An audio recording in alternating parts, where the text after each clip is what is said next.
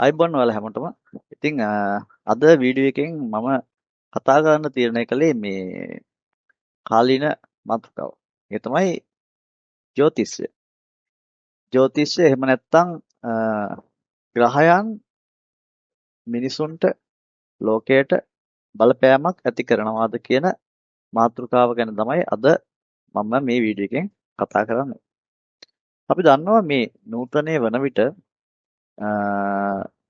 සෑම ගමකම වෙලාවල් හදන ඒ නැගත් වැඩ කරන බොහෝ පිරිසක් ඉන්නවා. බොහෝ පිරිසක් ඉන්නවා. මේ අය එක එක Tamanට තියෙන දැනුමෙන් මේ අය වෙලාවල් බලනවා, නැගත් හදනවා, මිනිසුන්ගේ සුබ අසුබ පලාපල කියනවා. මේ වගේ දේවල් කරනවා. මේ කරන දේවල් බොහෝ අවස්ථාවල විවේචනයට ලක් වෙනවා. මොකද මේක මිත්‍යාවක් වශයෙන් අර්ථකථනයක් සමාජය තුළ සිදු වෙමින් තියෙනවා. මොකද මේකට හේතුව ග්‍රහයන් මිනිසුන්ට බලපෑම් ඇති කරනවාද ග්‍රහයන්ට මිනිසුන්ට ලෝකයට බලපෑමක් ඇති කරන්න පුළුවන්ද ඒ වගේ මත තුලින් මේ සමාජයට මේක මිත්‍යාවක් කියන තැනට ඇවිල්ලා තියෙනවා. ඒ වගේම මම අර කිව්වා සෑම ගමකම වෙලාවල් හදන මිනිස්සු ඉන්නවා. ගොඩාක් ඉන්නවා. මේ හදන අය හදන වෙලාවල් ඒ අනුව වැඩපළ කරන මිනිස්සු ඇත්තටම රට ඇතුලේ සෞභාග්‍යයටපත් වුණාද දියුණුවටපත් වුණාද කියන ගැටලුව මතුවේ. මෙන්න මේ නිසා මේ දේවල් මිත්‍යාවක් කියන තැනට ඇවිල්ලා තියෙනවා. එතකොට මෙන්න මේ කතාවේදී අපි බලන්න ඕනේ ඇත්තටම මිත්‍යාව සහ විද්‍යාව සහ මිත්‍යාව කියන්නට මේකට හේතුණු කරුණු කාරණා ගැන අපි ටිකක් අධ්‍යයනය කරන්න සිද්ධ වෙනවා. නූතනයේ මිනිසුන්ට වෙලාවල් හදන ජ්‍යොතිෂකරුවා නිවැරදිව වෙලාවල් හදලා දුන්නා නම් නිවැරදිව ඒ මූලාශ්‍ර වල තියෙන දේවල් නිවැරදිව ලෙස මිනිසුන්ට ගැප් කළා නම් ඇත්තටම මේ ඒ දේවල් වරදින්න විදිහක් නැහැ. නමුත් මෙතන ගැටලුව තියෙන්නේ ජ්‍යොතිෂකරුවා කරන දේ නිවැරදි නැති ප්‍රශ්නයක්. නූතන ජ්‍යොතිෂකරුවා පුරුදු වෙලා තියෙන්නේ Taman දන්න, තමන් ඉගෙනගත්ත මූලාශ්‍රයක් මත. මේ මූලාශ්‍රය තුලින් ගොඩනැගෙන දත්ත මත තමයි මේ අනාවැකි පුරෝකතන ලබා දීමක් කරන්නේ. එතකොට මේ මූලාශ්‍ර කොහෙන්ද එන්නේ? මූලාශ්‍රය කියලා මම කියන්නේ මොකද්ද? මම මූලාශ්‍රය කියලා කියන්නේ ගණනය කිරීම. ඒ ගණනය කිරීම වලට අදාළව දාලා තියෙන අකුරු සෙට් එක. ඒ කියන්නේ දැන් අපි හිතමු අපි කියනවා රවි 6. රවි 6 ඉන්නවා නම් එයා මෙහෙම බලවත් කෙනෙක්. මෙහෙම කෙනෙක් කියලා අර යම්කිසි ලිස්ට් එකක් තියෙනවා. අකුරු ලිස්ට් එකක්. බලවත් කෙනෙක්, එයාගේ කාය ශක්තිය මෙහෙමයි, අර එහෙමයි, මෙහෙමයි කියලා වචන සෙට් එකක් තියෙනවනේ. මෙන්න මේ මූලාශ්‍රයෙන් තමයි මේ හැමෝම පුරෝකතන අර්ථකතන දෙන්නේ. මේ පුරෝකතන අර්ථකතන මේ හැම දෙයක්ම ඒ මූලාශ්‍රවල තියෙන විදිය වැරදි නම් අර ඒ ජ්‍යොතිෂකරුවාගෙන් වෙලාව අහන, අදහන් බලන, අනාගතය ගැන අහන හැමෝටමත් වරදිනවා. ඔන්න පළවෙනි ප්‍රශ්නේ. එහෙමනම් මේ මූලාශ්‍ර නිවැරදි මූලාශ්‍ර විය යුතුයි. හැබැයි අපි දන්නා මේ සමාජය තුළ පවතින මූලාශ්‍ර සියල්ලම නිවැරදි නැත. නිවැරදි වුණා නම් ඒ දේවල් සියල්ලක්ම එක හා සමාන වෙන්න ඕන. නමුත් එහෙම දෙයක් වෙන්නේ නැහැ. මේ එක සමාන නැහැ. එක්කෙනෙක්ට එක්කෙනෙක්ට වෙනස්. 100 දෙනෙක් ගාවට ගියොත් 100 ආකාරයෙන් කියනවා. කොහොම ප්‍රශ්නයක් තියෙනවා. එහෙම වෙන්න බෑ. මොකද ලෝකේ සත්‍ය තියෙන එකයි. ලෝකේ සෑම තැනකම සත්‍ය එකයි තියෙන්නේ. සත්‍ය ගොඩක් නැහැ. ඒ නිසා ඒ දේවල් වල ප්‍රශ්නයක් තියෙනවා. එහෙමනම් ජ්‍යොතිෂකරුවා ගම්මුල ඉන්න ජ්‍යොතිෂකරුවා දැනගන්න ඕන අපිත් දන්නේ නැහැ කියන කතාව. අපිත් දන්නේ නැහැ. අපිත් කරන්නේ බොරුවක්. අපි මේ මූලාශ්‍රවල තියෙන එක තමයි කරන්නේ. එහෙම නැතුව ඇත්තටම සිදුවෙන ඒ කියන්නේ ප්ලැනට් වල තියෙන අපි ඔකට කියනවා රොටේෂන් එක මේ ප්ලැනට් වල තියෙන ගමනාගමනය ගැන සහ හරියට අධ්‍යයනය කළ අවබෝධයෙන් අධ්‍යයනය කළ කරන දෙයක් නෙමෙයි. මම හැමෝම කියලා කියන්නේ. නමුත් දැන් අද වෙන විට බහුතරයක් තියෙන මෙහෙම ප්‍රශ්නයක්. එතකොට ග්‍රහයන් මෙන්න මේ ප්‍රශ්නේ නිසා සමාජයේම මතයකට හෙළලා තිනවා මේක මිත්‍යා මතයක් කියලා. මෙහෙමයි. මිත්‍යාව කියන එකට මම එකපාරට එන්නේ නැහැ. මොකද මේ මිත්‍යාව කියන දෙයට වඩා මේකේ ගැඹුරු දෙයක් තියෙන නිසා. මම ඒ ගැඹුරු දේ සරලව මෙහෙම කියන්නම්. දැන් අපි ග්‍රහයන්ගෙන් අපිට බලපෑමක් වෙන්නේ නැද්ද? ලෝකයට බලපෑමක් වෙන්නේ නැද්ද කියන තැනදී මම පුංචි උදාහරණයක් කියන්නම්. මම ඔයාලට මම මේ වීඩියෝ එක බලන ඔයාලට කියනවා පුළුවන් නම් අහසට ගිහිල්ලා දැන් අපි රැට දවල්ට රැට සඳ පායනවනේ. පුළුවන් නම් මේ හඳ දැන් එයා යන යම්කිසි ගමනක් එයාගේ තියෙනවනේ මේ හඳේ. මේ හඳ ගලවලා වෙනම පැත්තකට දාන්නකො. මේ පෘථිවියේ අපිට පේන හඳ මේ අපේ සෞරග්‍රහ මණ්ඩලයේ තියෙන මේ හඳ ගලවලා පැත්තකට දාන්න. ඔබට එතකොට තේරෙයි මේ හඳ අපිට එහෙම අවශ්‍ය විදිහට ගලවන්න වෙනස් කරන්න බෑ. ඒ හඳේ යම්කිසි ශක්තියක් තියෙනවා. ඒ හඳ කැරකෙන්නේ යම්කිසි ශක්තියකට. මේ ශක්තිය හරි ප්‍රබලයි. මේ ප්‍රබල ශක්තිය තුලින් තමයි මේ හඳ කැරකෙන්නේ. හඳේ භ්‍රමණයක් සිදු වෙන්නේ. එහෙමනම් ඒ නිසා යම්කිසි දෙයක් මේ ලෝකයට බලපෑමක් ඇති වෙනවා කියලා ඔබට තේරෙයි. ඔබට එතකොට තේරෙනවා මේ මෙහෙමනම් මේ හඳ ගලවලා අපිට අයින් කරන්න බෑ. එහෙනම් මේ හඳ ගමනයක් පවතින්නේ හඳේ ගමනයක් තියෙන්නේ යම්කිසි හේතුවකට. යම්කිසි ශක්තියක් නිසා මෙයා ගමන් කරනවා. මොකද තාප්පයක් ගහලා අපිට ඔහොම කළා. දැන් හඳ ඔහොම ගමනක් කරනවනේ. අපිට පේනවනේ. ඒ යන හඳ හරි පෘථිවිය හරි යන එක අපිට හඳ ගාවට ගිහලා ලොකු තාප්පයක් ගහලා හඳ හොම කරලා නවත්තන්න පුළුවන්. එහෙම නවත්තන්න පුළුවන් නම් මුලින් ඒක උත්සාහ කරලා ඉන්න. මම කියන්නේ ඒකයි. මුලින් එහෙම උත්සාහ කරන්න. උත්සාහ කරපු දවසට ඔබට තේරෙනවා මේ හඳේ භ්‍රමණය නිසා සඳේ ගමනාන්තය නිසා මේ මහ මුහුදට බලපෑමක් ඇති වෙනවා. කරදිය, බාදිය මේ මුහුද තියෙන වතුරට, ජලයට ගොඩාක් මෙයා බලපෑමක් ඇති කරනවා කියලා ඔයාලට තේරෙන්න ගන්නවා මේ හඳේ ගමන. ඒ වගේම මේ පෘථිවියේ තියෙන වතුරට මුහුදට ජලයට විතරක් නෙමෙයි මෙයා බලපෑමක් ඇති කරන්නේ. වතුර මිනිසුන්ගේ ඇඟෙත් වතුර තියෙනවා 100ට සාමාන්‍ය අපි දල වශයෙන් 90ක් කියලා ගමු. 90ක් වගේම තියෙන වතුර. මනුස්ස ශරීරයේ තිරිසන් ශරීරයේ සතාගේ සීපාවගේ පවා වතුර වැඩියෙන් තියෙනවා. එතකොට මේ ජලයට එයා ගොඩාක් බලපෑමක් ඇති කරනවා. ඒ ජලයයි රුධිරයයි කියන එක පටලවා ගන්න ඔයාලා ඒ තරම් බොළඳ නැහැ කියලා මම හිතනවා. රුධිරය කියන්නේ ජලයම තමයි. රුධිරය වෙනස් වෙද්දී ඒක මානසිකත්වයට බලපාන. රුධිරය මානසිකත්වයට බලපාන. මොකද කය සිත කියන දේ එක හා සමානව තමයි බව දෙන්නේ. එන්නේ ඒ නිසා එහෙමනම් මේක මිත්‍යාවක් කියන තැනට ගන්න බෑ.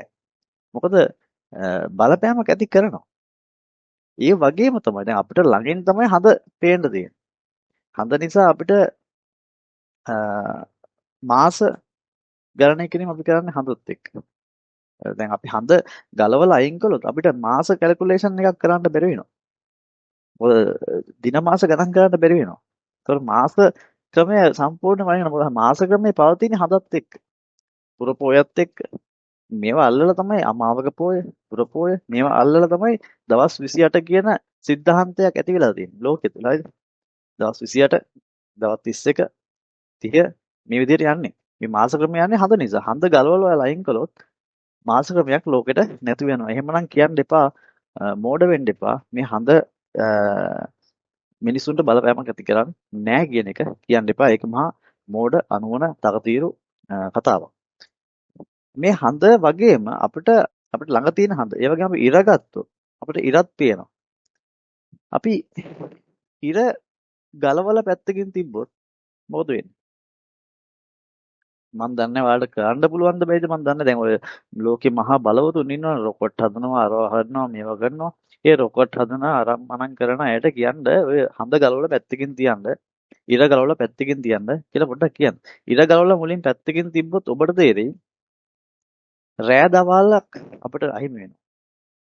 මේ සූර්යයාගේ වටේ අපි ගමනක් යන විට අපිව භ්‍රමණය වෙන විට සූර්යයා නිසා තමයි මේ ආලෝකය නිසා තමයි අපි උදේ රෑ කියන එකක් දකින්නේ නේ.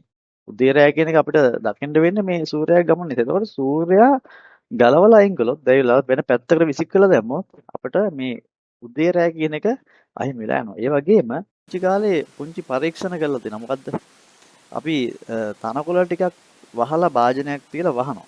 වහලා ඉරේලිය වැඩෙන්න නොදී අපි තියලා තියෙනවා. තියලා තිබ්බහම ටික දවසක් තිබ්බහම මේ කොළ ටික මැලවෙනවා, තැම්බෙනවා. එතකොට මේ ඉරේ එළිය මේ ශාක වලට ලැබෙන්නේ නැති නිසා මේ ශාක මැලවෙනවා. ශාක දි รา පත් වෙනවා. එතකොට අපිට තේරෙනවා එහෙනම් මේ ඉර නිසාත් ලොකු ශක්තියක්, ලොකු මේ බලයක් මේ සත්තුන්ට ජීවීන්ට ලැබෙනවා කියන එක. ඒ විතරක් නෙමෙයි අපි දකිනවා ඉරේ ආලෝකය එළියකට එහා ගිය දෙයක්. මොකද ඉර තුලින් එන්නේ එළියක්ම විතරක් නෙමෙයි. ඉර තුලින් ශක්ති ජනනයක් සිදු වෙනවා. ශක්තියින් ටිකක් එනවා. මොකද ඒ ශක්තිය එන නිසා තමයි මේ ගස්වැල් ගහකොළ ලියලන්නේ, පළදරන්නේ. මේ හැම දෙයකටම මේ ඉරේ ආලෝකයේ ඉරේ ශක්තිය බලපාන. මේ ලෝකෙට බලපාන. එහෙමනම් ඉර නිසා, සඳ නිසා ලෝකයට ජීවීන්ට බලපෑමක් ඇති වෙනවා. ඒක මිත්‍යාවක් නෙමෙයි. ඒක විද්‍යාව. ඒක යම්කිසි සිද්ධාන්තයක්. ඒක ලෝකයේ තුල වෙන දෙයක්. අපිට මේ ග්‍රහයෝ දෙක විතරයි පේන්නේ. හැබැයි මේ ග්‍රහයෝ දෙකට අමතරව අපි ඉන්න යුනිවර්ස් එකේ යුනිවර්ස් එක කියන්නේ මේ සක්වලේ. මේ සක්වල විතරක් නෙමෙයි සක්වල වල බර ගාණක් තියෙනවා. නමුත් අපිට ආවෙන එක මේ සක්වල තුල ඉරයි හඳයි එක්ක තවත් ග්‍රහ ගොඩක් ඉන්නවා. අපි ඒවෙන් ඔය ප්‍රධාන වශයෙන් තමයි සෙනසුරු ග්‍රහය, බුධ ග්‍රහය, ප්ලූටෝ, ජුපිටර් ඔහොම කියලා ටිකක් තියෙනවානේ. සිකුරු ග්‍රහය මෙහෙම කියනවා. මේ ග්‍රහයනොත් මේ සක්වලේ අපි ඉන්න එකේ තුල මේ ඉරත් එක්ක තමයි රොටේෂන් එක වෙන්නේ. ඒ කියන්නේ භ්‍රමණය සිදු වෙන්නේ මේ ඉරත් එක්ක. එතකොට ඒ ග්‍රහයන්ගේ ගමනාන්තය වෙනස්. මොකද දුර ළඟ ස්වභාවයත් එක්ක භ්‍රමණ කාලය වෙනස්. භ්‍රමණ කාලය වෙනස්. කාලය වෙනස් වුණාට හඳට ආලෝකය වැටිලා ඒ පරාවර්තන නිසා පෘථුවියට ආලෝක වැටිලා ඒ පරාවර්තනයක් ඇති වෙලා ඒ අපිට ඉර හඳ නිසා උදේ රැය ඇති වෙනවා වගේ දින කාල මාස ඇති වෙනවා වගේ මේ අනිත් ග්‍රහයන්ගෙත් ඔය ප්‍රශ්නෙම සිදු වෙනවා. ඔය સિદ્ધාන්තය සිදු වෙනවා. ඒ කියන්නේ මේ ග්‍රහ ගමනය වෙනකොට චලිතය වෙන විට පෘථුවියේ ඉන්න දිශාවත් එක්ක දැන් පෘථුවිය මෙතන තියෙනවා. ඉර මැද තියෙනවා. සෙනසුරු වෙන තැනක ඉන්නවා. එහෙම ඉන්නකොට අපිට තියෙනවා ආලෝකයේ හෙවණැල්ල වැටෙන විලාසයන් වෙනස් වෙනවා. ඒ ග්‍රහයන් ওই විදිහට ගමනක් කරනකොට හෙවණැල්ල වෙනස් වෙනවා. ෂැඩෝ එක ඒ කියන්නේ දැන් සෙනසුරු ග්‍රහයක එක පැත්තක් අඳුර වෙනවා, එක පැත්තක් එළිය වෙනවා. ආන්න එහෙම સિદ્ધාන්තයක් සිදු වෙනවා ඒ අනිත් ග්‍රහයන්ගේ තුලත්. ඒ වගේම ඒකෙන් අදහස් වෙන්නේ දැන් සෙනසුරුගේ එක පැත්තකට ඉරේලිය වැටෙනවා කියලා අදහස් වෙන්නේ මොකද්ද? එහෙනම් ඉරේලිය ඒකට වැදිලා තියෙනවා. එහෙනම් ඉරේ ශක්තිය මේකට ගිහිල්ලා තියෙනවා. සූර්යයා ශක්තිය ගිහිල්ලා තියෙනවා මේකටත්. මේ සෙනසුරට බලපෑම් කරනවා සූර්යයා. එහෙමනම් සෙනසුරුගේ එහා නෙප්චූන්ද මේ හැම ග්‍රහයකට මේ සූර්යාලෝකයේ බලපෑමක් කරනවා. එහෙමනම් සූර්යාලෝකයේ ඒවට බලපෑමක් කරනා වගේ මේ ආලෝක කදම්බය නිසා ඇති වෙන්නේ යම්කිසි ශක්ති වලල්ලක්. ශක්තියන් ටිකක් තමයි ගැබ් වෙන්නේ මෙහෙනම්. මේ ශක්ති වලල්ල තුල මේ නිසා මේ බලපෑම් සියල්ලම මේ අපි ජීවත් වෙන යුනිවර්ස් එකට යම් විදිහකට බලපෑමක් ඇති කරනවා අපිට පේන්නේ නැතුව. ඔය නිසා තමයි දැන් අපි බුදුදහම තුල අපි කතා කරනවා කර්මයක් ගැන. කර්මයේ ඵල දීමක් මේ ආකාරයෙන් අපි සැප දුක ලාභ අලාභ යස අයස නිന്ദා ප්‍රශංසා මේ වගේ කතන්දර ටිකක් අපි කතා කරනවා. මේ කතා කරන හැම දෙයක් වෙන්නේ කොහොමද? වෙන්න හේතුවක් තියෙන්න බෑ. දැන් කර්මයක් අපි දෙයක් කළාම අපිට දෙයක් ලැබෙනවා කියලා අපි කියනවානේ. ඒක වෙන්නේ කොහොමද? ඒක වෙන්නේ නැහැ පෘථිවිය විතරක් නිකන් තියෙනවා. නිශ්චල වස්තුවක් විතරක් තියෙනවා නම් ඒ වස්තුවට කිසිවක් වෙන්නේ නැහැ. ඒක නිශ්චලයි. හැබැයි මේක නිශ්චල නැති නිසා මේ සියල්ල තුල සෙනසුරු ග්‍රහයක් වීනස් ග්‍රහයක් මේ ග්‍රහය තියෙන නිසා ඒ කාලයන් එක්ක තමයි මේක කවදාවත් නැති වෙන්නේ විනාශය වෙනතුරු මේ යුනිවර්ස් එක විනාශය වෙනතුරු මේ ග්‍රහයෝ ටික අපිත් එක්ක ඉන්නවා. ඒකෙන් තොරව අපිට යන්න බෑ. මේක කැරික් අපිත් එක්ක ජීවත් වෙනවා. අපිත් එක්ක ඉන්නවා. එහෙමනම් මේ නිසා යම්කිසි බලපෑමක් අපිට සිදු වෙනවා. හැබැයි ප්‍රශ්නේ තියෙන්නේ මේ සිදුවන බලපෑම නිවරදිව අවබෝධාත්මකව මූලාශ්‍රගත වෙලා නැති ප්‍රශ්නයක් මේ තියෙන්නේ. මොකද අතීතේ නම් මම දන්නේ අතීතේ මහා ඍෂිවරු කියලා අපි කියනවා මහා ඍෂිවරුන් වහන්සේලාට මේක ඥානගෝචරව තිබ්බා. ඥානගෝචරව තිබ්බනේ. ඥානගෝචරව තිබ්බ ඍෂි භාසිතය ඍෂිවරු විසින් ලිව්වා. ඍෂිවරු කිව්වොත් හරි. ඍෂිවරුන්ට තක්කටම කියන්න පුළුවන්. මෙහෙම වෙන්නේ හෙට වෙන්නේ මේක කියලා කියන්න පුළුවන් හැකියාවක් තිබ්බා. ඒ ඍෂිවරුන් වහන්සේලා මේක ලියලා ගෙනාපු මූලාශ්‍ර තියෙනවා. මෙන්න මේ මූලාශ්‍ර වලින් තමයි අද වෙන විටත් මිනිස්සු ওই ජ්‍යොතිෂ්‍යකරණය කරන්නේ. හැබැයි ඒව පරම්පරාවෙන් පරම්පරාවට ගිහිල්ලා විනාශ වෙලා සමහර දැන් ඉන්දියන් ක්‍රමවේද ඔය එක එක ක්‍රමවේද වල තමයි දැන් ඔය වෙලාවල් බලන එක කරන්නේ. හැබැයි කොහේ හරි ඇත්ත ඍෂි භාසිතේ තියෙන්නත් පුළුවන්. ඇත්ත මූලාශ්‍ර ටික තියෙන්න පුළුවන්. අන්න එහෙම යම් කිසි තැනක ඇත්ත මූලාශ්‍ර ටික තියෙනවා නම් අන්න ඒ කියන කෙනා කියන දේ හරි. මොකද එදා ඉඳන් මේ ග්‍රහ මාරු ග්‍රහ පීඨිය මේ ග්‍රහයන්ගේ චලිතය කැල්කියුලේෂන් වෙන ක්‍රමවේදය තියෙනවා. දැන් මම මෙතන ඉන්නකොට ඉර යම් තැනක තියෙනවා. හඳ යම් තැනක තියෙනවා. සෙන්සුරු යම් තැනක ඉන්නවා. වීනස් යම් තැනක ඉන්නවා. බුධ සිකුරු ප්ලූටෝ මේ හැම ග්‍රහයකම යම් තැනක ඉන්නවා. භ්‍රමණයක් වෙනවා. මම ඉන්න මේ කාලය තුලම. ඒ කාල දැන් මේ ඉන්න කාලය තුලම කී දෙනෙක් උපදිනවද? කී දෙනෙක් මැරෙනවද? මේ හැම දෙයක්ම ඒ හැම දෙයක්ම වෙන්නේ මේ කියන ප්ලැනට් එක ඇතුලේ මේකට සාපේක්ෂව තමයි මේ ඉරට සාපේක්ෂව හැමදේම වෙන්නේ. එහෙමනම් මේ ඉරට සාපේක්ෂව වෙන මේ චෛත්‍යයේදී යම් කිසි දෙයක් වෙනවා මෙන්න මෙහෙම වෙනවා කියන ඇනලයිස් එක තමයි ඔය ජ්‍යොතිෂ්‍යකරණය කියලා කියන්නේ. ඒක හරි ගැඹුරු විද්‍යාවක්, හරි ගැඹුරක්. ආවට ගියාට ඒක කරන්න බෑ හැමෝටම. ඒක කරන්න හැමෝටම තේරෙන්නේ නැහැ.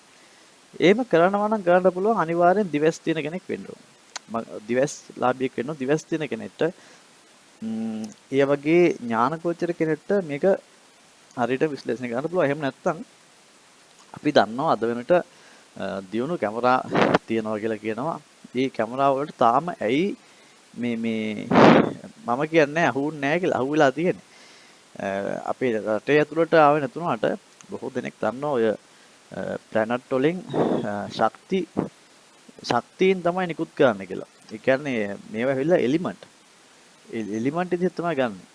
ඒ කියන්නේ මේ ප්ලැනට් සියල්ලම යම්කිසි අපි කියන්නේ නිකන් අපි හිතමු මේ විධාන දක්වන්න තියෙන ක්‍රමවේද ටිකක් කියලා. පාට වගේ ගමුකෝ. ආලෝක හතක් කියලා ගමු. අන්න ඒ විදිහට විධාන දක්වන්න තියෙන සංඥා මාත්‍රයක් විදිහට අරගෙන ඒවේ භ්‍රමණ වේගයත් එක්ක සිදුවෙන දේවල් පුරෝකථනය කිරීමක් වෙනවා. මෙන්න මේ පුරෝකථනය ඇති කරන පුරෝකථන සිදු කරන මූලාශ්‍ර දැනුම් පද්ධති බුද්ධි පද්ධති මතින් තමයි මේ සමාජයේ යම්කිසි ප්‍රශ්නයක් මතුවනවා නම් මතුවලා තියෙන්නේ. එහෙමනම් අපිට සිද්ධ වෙලා තියෙන්නේ මොකද්ද? අපි කරන්න ඕනේ මොකද්ද? අපිට වෙනවා නිවැරදි ජ්‍යොතිෂකරණයක් වෙන්න නම් අංක 1 නැවත මේ ප්ලැනට් මේ ග්‍රහයන් ටික නිවැරදිව ගමනාගමනය වෙන විදිය වෙන ආකාරය හරියට කැල්කියුලේට් කරගන්න ඕන. දැන් මේ වෙන විට අද වෙන විට සෙන්සුරු ඉන්නේ කොහෙද? අද වෙන විට ප්ලූටෝ ඉන්නේ කොහෙද? මේ ටික හරියටම ගන්න ඕන. අරගෙන ඒවා එහෙම ගන්න ඕනේ. එහෙම නැත්නම් තියෙනවා නම් යම්කිසි මූලාශ්‍රයක් නිවැරදිව තියෙනවා නම් අන්නේ නිවැරදිව තියෙන තැනේ එතනින් ඉඳන් තමයි පටන් ගන්න ඕනේ. එතනින් පටන් අරන් වැඩේ හරියට කළොත් හරි මූලාශ්‍රයට අනුව දත්ත ලබා දීමක් කළොත් දක්ෂයෙක් ඉන්නවා නම් මෙන්න මේ දක්ෂයාගෙන් වැඩ කළගත්තොත් ප්‍රශ්නයක් වෙන්නේ නැහැ. එහෙම නැත්නම් අනිවාර්යෙන් ගැටලු මතුවෙනවා. මොකද මූලාශ්‍ර වැඩි. මේ මූලාශ්‍රවල තියෙන දේවල් අහන අපේ අම්මලා තාත්තලාට යන්නේ වැරදි පරිවිඩයක. එතකොට ඒගොල්ලෝ ඒ තුලින් තීරණ අරගෙන මහා විනාශය ජීවිතේ කරගන්නවා. මේ දේ කරගන්න එපා. ඇත්තටම ග්‍රහයන් නිසා බලපෑමක් සිදු වෙනවා. ඒක මිත්‍යාවක් නෙමෙයි. ඒක විද්‍යාවක්. ඒක යම්කිසි ශක්ති ගලණයක්. මේ දේවල් වලින් අපිට ජීවිතයට ගන්න පුළුවන් ගොඩක් දේවල් තියෙනවා. ඒ නිසා අපි විද්‍යාව හරියට තේරුම් ගමු. මිත්‍යාව හරියට තේරුම් ගමු. මේවා හැමදේම අපි හොඳට ගවේෂණය කරමු. නැවත මේ වගේ ගැඹුරු මාතෘකාවකින් මම ඔයාලා ගාවට එනවා වීඩියෝ එකකින්. අපි නැවත හම්බෙමු. ඔබට ජය වේවා.